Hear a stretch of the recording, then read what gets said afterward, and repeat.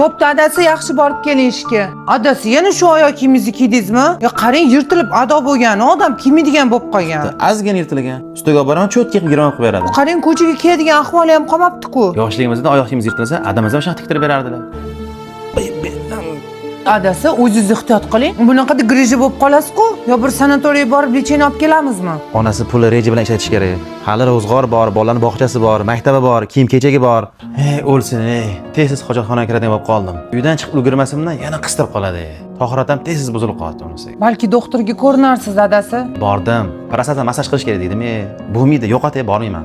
Mustang kompaniyasi tomonidan ishlab chiqarilgan ergamik egar muvaffaqiyatga erishaman degan erkaklar uchun eng yaxshi vosita. Erkaklardagi bo'lgan barcha seksual muammolarni, gemoroyni davolash uchun eng yaxshi vositadir.